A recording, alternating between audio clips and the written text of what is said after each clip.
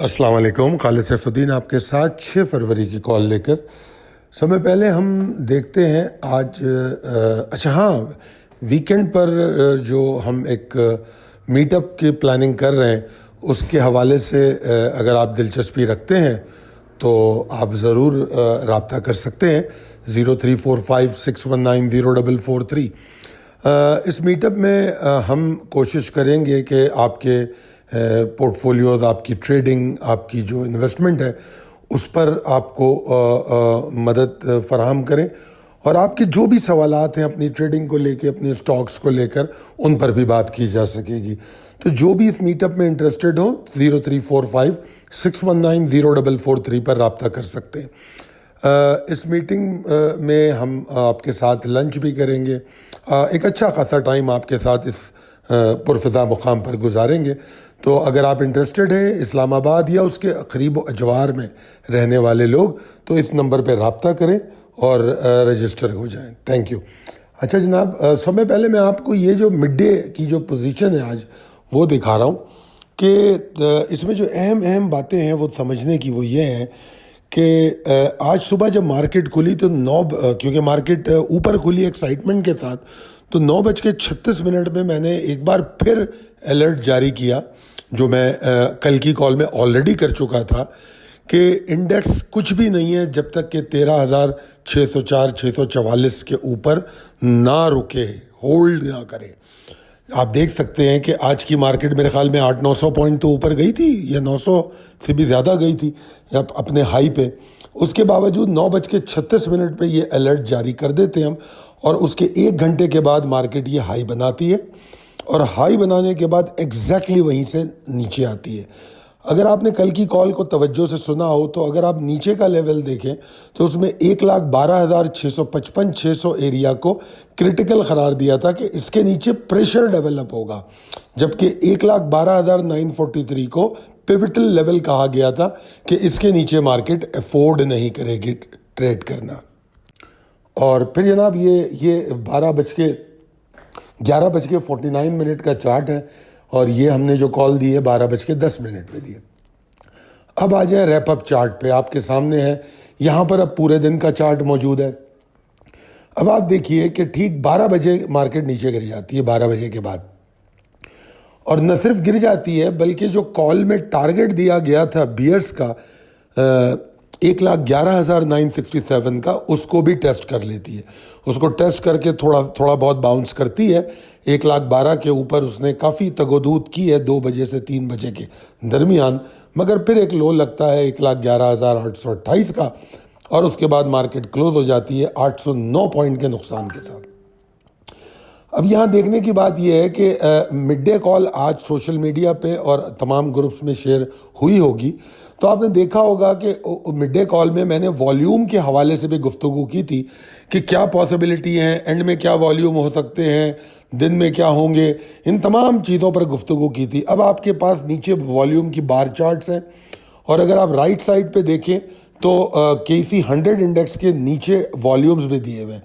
तो इसमें एक नेशनल बैंक, फौजी सीमेंट और पाक इलेक्ट्रॉन, ये 3 स्टॉक थे जो 1 करोड़ क्लब में आए, और 800 पॉइंट गिरती हुई मार्केट में चाहे नेशनल बैंक हो, चाहे पाक इलेक्ट्रॉन हो, चाहे TRG हो, चाहे आदमजी इंश्योरेंस हो, ऐसे मैं कई स्टॉक बता सकता हूं जो आपको परफॉर्म करते हुए नजर आए। सासगार है, मारी है। तो ये मार्केट जो है हर रोज़ आपको मौका देती है कि अपनी स्ट्रेटजी को मार्केट के हिसाब से आप बना लें।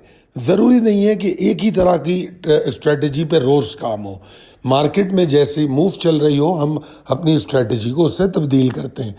कमर्शियल बैंकिंग जो बड़ा अच्छा परफॉर्म कर रही थी, अगर आज आप देखें तो कमर्शियल बैंकिंग में डिक्लाइन है। बैंक हबीब बैंक, इन्होंने बहुत बड़ी गिरावट दी। तो इस तरीके से अगर आप नोटिस करें तो आज जिन कंपनियों ने वज़न दिया पॉइंट्स की शक्ल में, उसमें सासगार, नेशनल बैंक, मारी, आदमजी, TRG, सिस्टम और कॉलगेट। ठीक है जी। अब चलते हैं हम, आज की ऑब्जर्वेशंस तो हो गई, जो आपने सुन लिया कि मार्केट ने जब 1,12,943 को तोड़ा तो 12 बजे के बाद, तो उसके बाद फिर वो अपने जो मोमेंटम था उसको बरकरार नहीं रख सकी और फिर मार्केट नीचे गिरती चली गई। अगर मैं हाई से हिसाब लगाऊं तो 1821 पॉइंट मार्केट ने नीचे किए, और अगर मैं जुमे के हाई से हिसाब लगाऊं तो 3172 पॉइंट का नुकसान हो चुका है। ट्रेडिंग वॉल्यूम आज भी कल के जितने ही थे, 2% ज़्यादा थे, तो कोई ख़ास फ़र्क नहीं था। तो देखा जाए तो मंदी का रुझान तो ख़त्म नहीं हुआ। ताहम ये बात ज़रूर नोट करनी चाहिए कि इस मंदी के बावजूद हमें कोई फियट सेलिंग, जिसको हम कहते हैं कि डर के मारे बेच देने वाली कैफियत, अभी भी नज़र नहीं आ रही। मार्केट यकीनी तौर पे कमज़ोर है और जो बियर्स हैं वो अपना मोमेंटम बना नहीं पा रहे हैं because of the low volume, और यही वजह है कि ज़्यादा वसी पैमाने पर सेलिंग के आसार अभी तक नज़र नहीं आए। आज जो स्टॉक जिसने टारगेट अचीव किया वो GADT था। मार्केट को देखते हुए हमने पहले ही इंट्राडे ट्रेडिंग से आपको दूर रहने का मशवरा दिया था। मेरे ख्याल में मुश्किल से 2-3 स्टॉक के बारे में बात की गई थी जो पॉसिबिलिटी, वरना ज़्यादातर स्टॉक की टेक्निकल पोजीशन पे अपडेट किया गया था कि वो नीचे कहाँ तक जा सकते हैं, कहाँ उनको लेना चाहिए। क्योंकि हम अगर मार्केट में ऐसी पोजीशन हो तो हम कोशिश करते हैं कि मार्केट में ऐसे वक्त में ट्रेड से पीछे हट जाएं, अपनी स्ट्रेटजी को चेंज करें, नीचे से ख़रीद के ऊपर आए। हालांकि आज भी बड़ी मल्टीपल ट्रेडिंग हुई है इवन GADT में, और अभी मैं अगर व्हाट्सएप ग्रुप देखूँ तो मुझे बहुत सारे स्टॉक मिलेंगे, इसके बावजूद भी इसमें ट्रेडिंग हुई है। पाक इलेक्ट्रॉन में हुई है, मगर बात सिर्फ इतनी होती है कि हर आदमी के बस की बात नहीं है अगर वो मार्केट सेंटिमेंट को सही तौर पे नहीं समझता है। आ जाते हैं possibilities and strategies as per technical chart, यानी कि तकनीकी चार्ट के मुताबिक इम्कानात और हिकमत अमली। देखिए, इसमें कोई दो राय नहीं है कि बियर्स अभी भी कंट्रोल में है, बियर्स ज़्यादा ताकत में देखे जा रहे हैं, ठीक है जी। मगर जो करंट बिहेवियर है मार्केट का, कम वॉल्यूम का और कंसिस्टेंट नहीं होने का, कि 2 दिन ऊपर चली गई मार्केट, फिर 2 दिन नीचे चली गई, और जिस बैंडविड्थ में मार्केट ट्रेड कर रही है कि डायरेक्शन को अगर एग्जॉस्ट होना है तो उसको वॉल्यूम की और अच्छे मोमेंटम की ज़रूरत होती है। मार्केट की डायरेक्शन को एग्जॉस्ट होने का मतलब ये है कि अगर मार्केट ऊपर जा रही है और अगर उसको वापस नीचे आना है तो उस तेज़ी का जो अमल है उसको ख़त्म करना होगा। उसी तरह इस वक्त मार्केट जिस पोजीशन में है कि नीचे जा रही है, और नीचे जाने में चूंकि मोमेंटम नहीं है तो नीचे जाने की जो पॉसिबिलिटी है वो कम होती हुई अभी नज़र नहीं आ रही। ये मैंने आपको ज़रा समझाने की कोशिश की है कि सेंटिमेंट को कैसे समझा जाता है। अच्छा, आगे चलते। बुल्स के बारे में मुझे कोई भी ऐसी वो नहीं है उम्मीद कि वो एफर्ट करेंगे जब तक ये 1,12,795 के नीचे ट्रेडिंग कर रहे हैं। हालांकि मैंने इसमें पिवटल लेवल जो है 1,12,191 को करार दिया है कि मार्केट इसके नीचे नहीं रहनी चाहिए। है तो ये रेजिस्टेंस, मगर मैंने इसको रेड कलर में दिखाया है जिस तरह कल दिखाया था आपको 1,12,943। आज उस तरह आपको मैं 1,12,191 दिखा रहा हूँ। तो इन सारी बातों को समझिएगा ज़रा आप, क्योंकि मैं चार्ट में फिर मिड डे में आपको दिखाता भी हूँ। तो मार्केट जो है अगर 1,12,191 के नीचे तो एग्जॉस्टेड है, और pre open hype is nothing. जो मार्केट सुबह अगर खुल के ऊपर चली जाती है, सस्टेनेबिलिटी बड़ी इंपॉर्टेंट है, इसीलिए सुबह 9:36 पे आपको वो मैसेज किया था। अच्छा जनाब, आगे चलते हैं। आगे जो है मैं ये समझता हूँ कि अगर 1,12,795 के ऊपर मार्केट रहे और कंसिस्टेंट रहे तो फिर कहीं जाके ये जो बेयरिश बादल हैं ये छटेंगे, वरना ये बेयरिश गुबार मौजूद रहेगा और एक हर वक्त की थ्रेट रहेगी कि मार्केट अब नीचे गिरी कि तब नीचे गिरी। अब अगर मार्केट कल 1,12,191 के नीचे ट्रेड करती है तो इसका immediate target 1,11,546 and then the further downside 1,11,067 तक हो सकता है।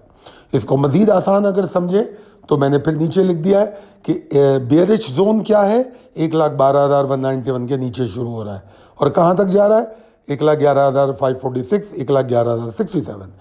बुलिश रिवर्सल की पॉसिबिलिटियाँ कहाँ पे हैं, तो इसको ज़रा अच्छी तरह समझ लीजिए कि 1,12,795 बुलिश रिवर्सल नहीं है, इसके ऊपर उसकी कोशिश शुरू होगी कि इस प्रेशर को कम किया जाए।